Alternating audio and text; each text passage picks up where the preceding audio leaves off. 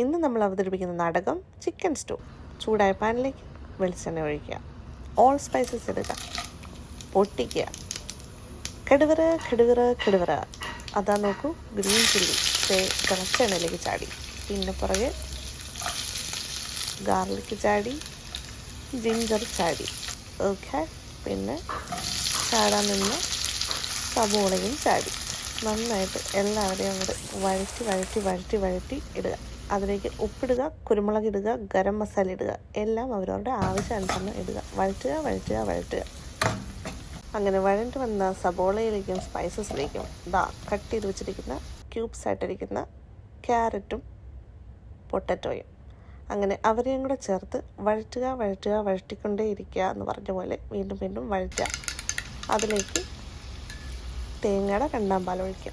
രണ്ടാം പാൽ ഒഴിച്ച് എല്ലാവരെയും കൂടെ കൂട്ടിയൊന്ന് മിക്സ് ചെയ്തതിന് ശേഷം ഒരു ലിഡ് വെച്ചിട്ട് മീഡിയം ഫ്ലെയിമിൽ വേവാൻ വേണ്ടി ഇടുക. നല്ല തിളച്ച് വരുമ്പോഴത്തേക്കും നല്ല ആവി പാറുന്ന സമയത്ത് അങ്ങോട്ട് തുറന്ന് നോക്കുമ്പോഴത്തേക്കും ഒരു മണം വരും. അതിലേക്ക് നമ്മുടെ ചിക്കൻ ക്യൂബ്സ് ആഡ് ചെയ്ത് കൊടുക്കുക. ബോൺലെസ് ആണേ. എന്നിട്ട് ഇവരെ എല്ലാവരെയും കൂടെ വീണ്ടും ഒന്ന് മിക്സ് ചെയ്തെടുക്കുക. അങ്ങനെ മിക്സ് ചെയ്താൽ വന്ന ആളുകളെ എല്ലാവരെയും കൂടെ ഒരു 20 മിനിറ്റ്സ് വീണ്ടും നമ്മൾ അടച്ച് വെച്ചങ്ങോട്ട് വേവിച്ചെടുക്കും. ആ സമയത്തുണ്ടല്ലോ എല്ലാവരും നല്ല അടിപൊളിയായിട്ട് വെന്ത് വരും. പിന്നെ നമ്മുടെ സ്റ്റൂവിന് ഇച്ചിരി കൊഴുപ്പ് കൂടാൻ വേണ്ടിയിട്ട് ഞാൻ ഇവിടെ എന്താ ചെയ്യുന്നതെന്ന് വെച്ച് കഴിഞ്ഞാൽ 2-3 പൊട്ടറ്റോ വെറുതെ ഒന്ന് ഉടച്ചു കൊടുക്കും. പിന്നെ വീണ്ടും mix mix mix mix mix അതിലേക്ക് 1-ാം പാൽ ആഡ് ചെയ്ത് കൊടുക്കുക.